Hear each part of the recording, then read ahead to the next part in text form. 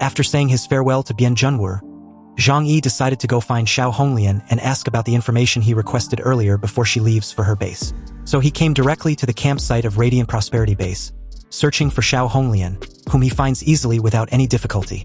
Waving her hand and saying her farewell to someone, Zhang Yi approached her from behind, and as he got closer, he greeted and asked if Xiao Honglian had any more guests. He needed to have a word with her. With her arms folded, Xiao Honglian said with a smile that she just finished with her task for now, so she had some spare time to chat. Anyway, what do you want to talk to me about? She asked with a big smile. Zhang Yi looked around and said to her, let's go out for a walk together. Xiao Honglian's expression was a little surprised. She looked Zhang Yi up and down and said with a strange look, you should have no shortage of women in your family. I'm warning you, don't think of hitting on me. Zhang Yi couldn't help but laugh nervously as he waves his hand. You're overthinking it. I just need your help with something. But there are too many people here, so it's not convenient to talk. Okay then, lead the way. Xiao Honglian and Zhang Yi walked out of the center of the camp like they were leisurely taking a stroll on the snowy fields and ruins. Seeing that there was no one else around, Xiao Honglian said, if you have anything to say, you can tell me now, right? Zhang Yi didn't waste time and asked directly, did you say before that you can get the information of everyone in Tianhai City? Yes. Xiao Honglian replied with a curious look. Then, a second later, she questioned why Zhang Yi needed it, and more importantly, whose information did he want to check. Almost everyone in Tianhai City was dead.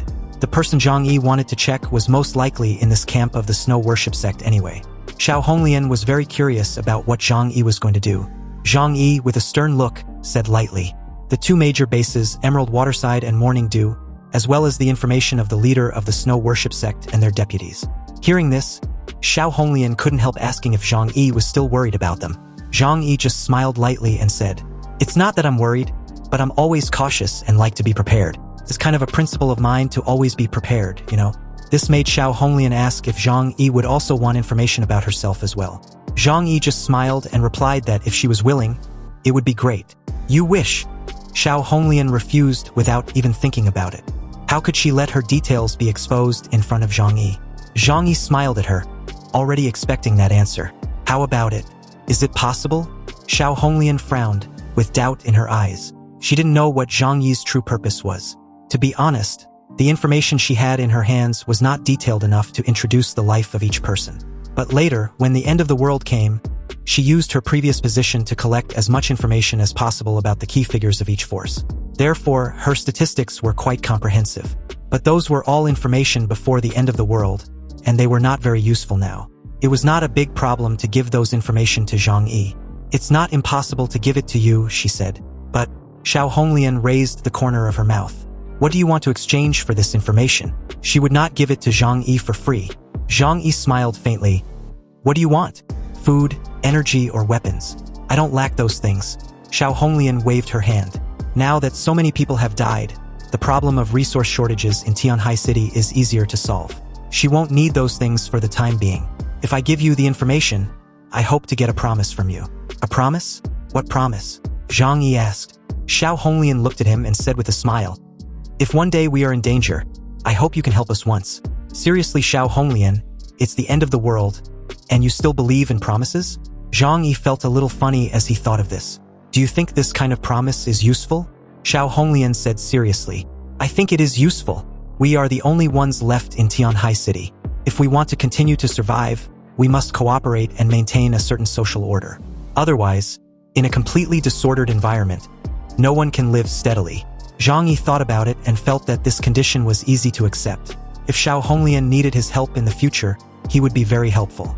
If it's easy to solve, he doesn't mind taking action once. But if it's something that requires a great price, it's hard to say. Okay, I can promise you. Zhang Yi nodded. For Xiao Honglian, this is a business that is sure to make money. Anyway, she doesn't need to pay anything. It's just some information in the system. The information is in the server of our base, and I will send it to you after I go back. Xiao Honglian said. Then when do you plan to go back? Zhang Yi asked. Xiao Honglian replied him as she turned to leave. Things here have been dealt in almost every way possible. We should go back and rebuild our base. We will leave tomorrow. There is one more thing though, and it was to reorganize our armed forces. She took a deep breath. This battle, our losses were really too great. As she said this, she looked at Zhang Yi, who followed behind her. What about you? Are you still not leaving? Zhang Yi smiled lightly and said, "We are almost there too. There are some things he wanted to observe for one last time before he leaves. And he also wants to talk to the investigation team again. He needed to confirm that all the corpse kings in Tianhai City have been killed before, and only before can he return to the shelter with some peace of mind. Otherwise, with the speed at which the corpse king spreads the virus, as long as one corpse king survives, the terrifying corpse tide may return soon." Zhang Yi behaved as usual when he returned to the campsite. That night, at the St. John's Cathedral Church, all the leaders gathered for a meeting before any departure took place the very next day. Xiao Honglian expressed to everyone her intention to leave. Nowadays, Tianhai City is in ruins, and our Radiant Prosperity base has suffered heavy losses. Many things have to be started from scratch. We have to go back and build quickly. Everyone expressed their understanding. But at this time, Yuan Konga suddenly spoke up. "Everyone, after this battle, our Tianhai City has been severely damaged. Each family has suffered heavy losses, and there is a gap in combat power. Therefore, I decided to contribute my own little bit of strength." As she said this, she took out several small wooden boxes. This small wooden box is familiar to everyone. All the major forces in the entire Tianhai City have obtained it. What is contained in it is the ice soul separated by Yuan Konga herself. For Yuan Konga, it is not an easy task to separate the ice soul, because the ice soul is the most essential cell of her body. And although she can only produce hundreds of them in her lifetime, it wasn't convenient to do it on a regular basis. Because every time she produces an ice soul, her body will become weak. But this time, she actually gave one to each of the 5 forces present. Including the investigation team, they also got the one she gave.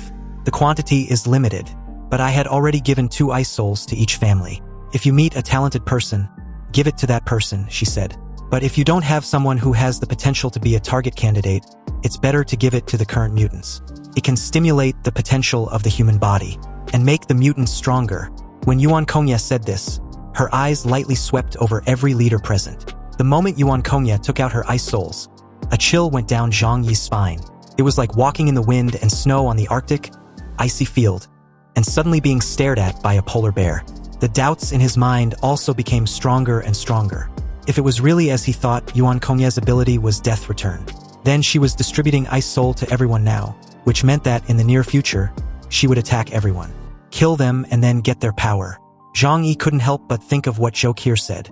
When Yuan Konga wanted to give Zhou Qir an ice soul, Zhou Qir refused. This also shows that whether to use an ice soul is actually decided by the recipient, not Yuan Konga herself. Xiao Honglian, Wei Dinghai, Xing Tian, and the others all showed surprise on their faces. They are all beneficiaries of Ice Soul. They used Ice Soul to create the earliest batch of mutants before they successfully took over. They were very eager for an Ice Soul. Especially at this time, they urgently need to quickly improve the combat effectiveness of their forces. And they have no doubts about Ice Souls in their minds at this point. At the beginning, they had conducted strict tests. This substance hadn't had any negative effects on the human body, nor had it had the ability of mind control. So they can use it with confidence. Xiao Honglian couldn't wait to get the ice soul in her hands. She exclaimed in surprise, "My lord, thank you very much." Wei Dinghai and Xing Tian also hurriedly took their own ice soul in their hands. Bian Zhenhua's face had no expression, but he was very interested in this kind of interesting thing. It's always okay to take it back for research. He came to Tianhai City and had an additional task, which was to observe Yuan Konga's ability level. If she can really help people awaken their abilities at no cost, then she will become a terrifying top-level mutant of the Epsilon level. Of course, this effect will be reduced due to the number of ice soul she can produce. But it is also of great value, and should belong to an excellent Delta-level mutant with defective abilities like him. Zhang Yi had a smile on his face, and he collected the ice soul with the same expectation as everyone else. "We owe you a favor this time. If you need anything in the future, just let us know," Zhang Yi said to Yuan Konga with a smile. Hearing this, Yuan Konga was delighted. She nodded and replied, "Maybe we will become whole in the future. It is natural for us to coexist and support each other." Zhang Yi was secretly alert, but on the outside, he was calm and composed. Everyone thanked Yuan Konga for her generosity and left the church. There was no conversation that night. With these 2 ice souls Zhang Yi received, he now has a total of 3 ice souls in his hands. If analyzed according to the ability of Yuan Konga's death return, they can create 3 mutants. But as long as the host does not die, the ability will not return to Yuan Konga. Moreover, they themselves should not have any negative effects. This point has been confirmed by various means by the 4 major forces in the past. Their technical capabilities are stronger than Zhang Yi's, so there is no need for Zhang Yi to confirm it again. Zhang Yi secretly knew that Yuan Konga's goal was to let the leaders of the major forces or powerful mutants use her ice souls. But I can't use it, no matter what. However, it can be used by Zhou Qir, Yang Xinxin, and Lu Karen in the future. In this way, 3 mutants can be created. However, their potential will determine the upper limit of their abilities, which is hard to say. As for Xiao Honglian, Xing Tian, and the others, Zhang Yi gave up the idea of reminding them after a brief thought. He could not fully trust these people yet. If he reminded them of his suspicions, he might expose himself to Yuan Konga in advance. If they are willing to use it, then let them do it. Anyway, as long as they don't die, there will be no other problems at present. Early the next morning, the people at Radiant Prosperity Base packed their bags and prepared to go back first. Their mobile forces are more convenient, so they can go back quickly. As for Morning Dew Base, there are many wounded at the camp, so they have to rest for a few more days. Although Xing Tian and his men have the lowest casualty ratio, they basically fought hand-to-hand during the war, which consumes a lot of vitality. So they also plan to rest before setting off. In this way, only Xiao Honglian and her men left the camp of the Snow Worship sect. Zhang Yi naturally came to say goodbye. Now that everyone has experienced a life and death battle together, their relationship was more harmonious than before, and there was a feeling of sympathy. Zhang Yi followed behind Xiao Honglian until she was about to board her convoy. When you go back, don't forget what we agreed on. Hearing this, Xiao Honglian laughed in silence, and then she actually took the initiative and gave Zhang Yi a bear hug. Don't worry, I'll send it to you as soon as I get back. After all, I really hope to get your help in the future. With such a hug, Zhang Yi could really, and I mean really, feel her full figure. Zhang Yi hugged her back and patted her on the back. Then we have a deal. When the two were hugging, they suddenly heard a fierce quarrel not far away. Huh? What's going on? The two were a little curious. It was already time for the people of Radiant Prosperity Base to depart, and many others were still resting after the battle. Who could be so ignorant to cause such commotion? Many people around were also attracted by the sudden shouts. The source of the shouts were none other than Lele and his little girlfriend Su Bebe. And judging from the atmosphere at the scene, she was already an ex-girlfriend. Also, beside her, stood a tall and heroic officer of Radiant Prosperity Base. Su Bebe looked at Lele calmly. Lele, stop it. I have found a better home. I hope you can understand. We are no longer suitable. Lele's eyes were full of confusion and fear. With his current situation, only Su Bebe could give him hope to live. But why did she suddenly change her mind when she was fine before? Is it just because he lost some functions? Lele shouted in pain. Bebe, you can't leave me. I need you now. Have you forgotten how good we were at the beginning? You said that we would be together for the rest of our lives. Have you forgotten? Have you forgotten, Bebe? Looking at the collapsed Lele, Su Bebe's eyes flashed with pity. But she didn't soften her words at all. After all, it was the end of the world, and she has been able to survive until now because of her clear mind. Su Bebe then said to Lele, I have found someone who is more suitable for me. I can have a better life if I leave with him. He is stronger than you, can protect me, and can also provide me with abundant material. If you were me, you would choose the same. Although Su Bebe was about 20 years old, she had experienced all kinds of things in the end of the world, and people can always grow up very fast. The most basic need of most people is to survive. As for love, it is just a little seasoning in the end of the world. It can be tasted and add flavor, but it cannot be eaten as a meal. However, Lele could not accept it. He cried painfully, No, I won't. Bebe, I love you. Can he love you more than me? Su Bebe looked at the childish Lele and told him the cold, hard truth. If I'm being honest here, I only took the initiative to approach you at the beginning just because your father is a priest in the church. Although you are also very interesting, and I have some good feelings for you. But they were just that. Good feelings. I can't find a boy who is younger than me and can't protect me. And love? Love is too self-deceptive to talk about it at this time, right? The officer behind Su Bebe was a little impatient. He said to Su Bebe coldly, Okay, it's almost time for us to leave. The farewell should be over. Su Bebe immediately turned to face the officer and gave a cute smile. Oh, sorry big brother. I'm sorry for wasting your time. Let's go then. She said this and followed beside the officer to leave without looking back. Lele's eyes widened, full of fear.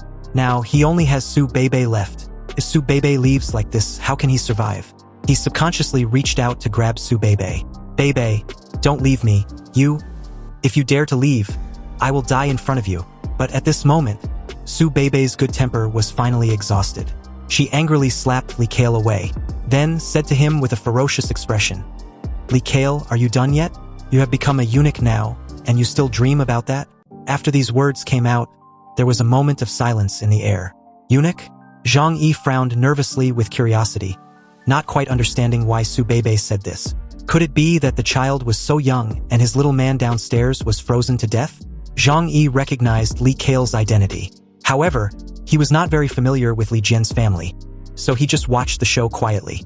When Li Kale heard Su Bebe's words, he suddenly became vicissitudes, like an eggplant hit by frost. Su Bebe also realized that she had said too much. She bowed her head and said she was sorry. Then she turned around and left with the officer without looking back. She just wanted to live well. She did nothing wrong. Li Kale just laid there dejectedly, watching Su Bebe and the officer get on a truck. He lost the courage to chase them. Suddenly, he got up, hands on his head, and made a sound in his throat, like a wounded beast. He then ran away as fast as his legs could carry him, totally defeated in his battle for love. Xiao Honglian was standing next to Zhang Yi, and after watching this good show, she commented expressionlessly, "It seems that this child has never been beaten. He is so naive. But this is also a good thing for him. How can he grow up without experiencing pain?" Zhang Yi added. He did not laugh at Li Kale's situation. In the process of growing up, who has not longed for love? It's just that waking up from a dream is destined to be a bumpy and painful process. After waking up, you have grown up. If you can't wake up, you are useless. Zhang Yi said goodbye to Xiao Honglian. After a while, he saw Li Jian and his wife running out to find Li Kale. They must have received news about their son and were afraid that something would happen to him. Li Jian and Zhang Jianfang were anxious. They knew their son too well. Li Kale was raised by them since he was a child and had never suffered any setbacks. So his personality has always been sunny and cheerful, and a little naive. Recently, he has suffered a painful blow and his mental state is a little abnormal. Now that his spiritual support, Su Bebe, has left him again. Of course, Li Jian and Zhang Jianfang were afraid that he would do something stupid. The two hurriedly chased after him, after asking around about Li Kale's whereabouts. And someone told them that Li Kale ran out of the camp and headed northwest. Poor parents in this apocalypse world. Zhang Yi sighed heavily, sympathizing with them. They went for a long time and didn't come back. No one saw them until the evening. But at that time, Li Jian and Zhang Jianfang looked like puppets with their souls taken away. Everyone immediately guessed that Li Kale should be dead. But no one discussed this matter. Too many people have died, and everyone was numb to it. After 2 days, Zhang Yi hadn't collected any useful information from the snow worship sect. Xiao Honglian also sent the information he wanted. Zhang Yi felt that there was no need to stay any longer. So he said goodbye to Bian Junwu and others and planned to return to the shelter. Everyone exchanged greetings and did not try to keep him. But before leaving, Zhang Yi found Bian Junwu and said to him, "Captain Bian, can we talk to each other alone?" Bian Junwu looked at him and smiled. "Have you changed your mind?" Zhang Yi knew that Bian Junwu was referring to his decision to go to Jiangnan district. Zhang Yi smiled faintly. "It's not this matter. It's just that I'm a little worried about something and want to talk to you." Bian Junwu looked at his team members. Everyone present looked at Zhang Yi with a playful look, and Wu Di looked even more unfriendly. He didn't know what Zhang Yi was up to, but Bian Junwu nodded and pointed at somewhere in a distance. "Okay, let's go over there and talk." The two walked away from the crowd and came to a deserted street outside the snow worship sect's camp. "There's no one else here. If you have anything to say, you can say it now." Bian Junwu's tone was still so indifferent.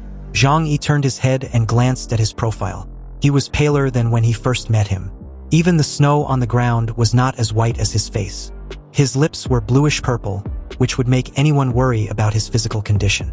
Zhang Yi knew that Bian Junwu didn't like nonsense, so he didn't beat around the bush. "Captain Bian, I hope you can stay in Tianhai City for a while longer." Bian Junwu looked at Zhang Yi, waiting for his next words.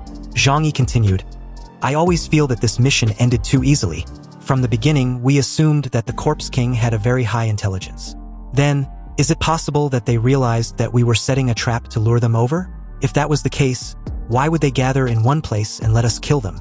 Bian Junwu replied calmly, "We have considered the problem you mentioned, but the mutated corpses are not human after all, and their intelligence is limited."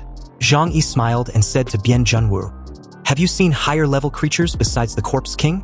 Bian Junwu did not understand what Zhang Yi meant. "What do you want to say? You can just say it directly." Zhang Yi looked at him dimly. At this point, he must let the investigation team stay in Tianhai City.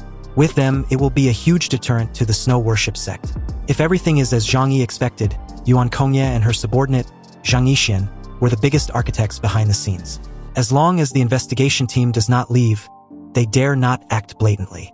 I suspect there is a mastermind behind the zombie tide. The corpse kings that were killed were just puppets. There is even a more terrifying possibility. Zhang Yi gritted his teeth and said to Bian Junwu, "The reason why the zombie tide can be solved so easily this time is just to put on a show for you. The purpose is to get rid of you and to confuse the Jiangnan region. And from that battle to now, no large-scale zombie groups have been found. This all seems too mysterious and pretty convenient for us, don't you think so?"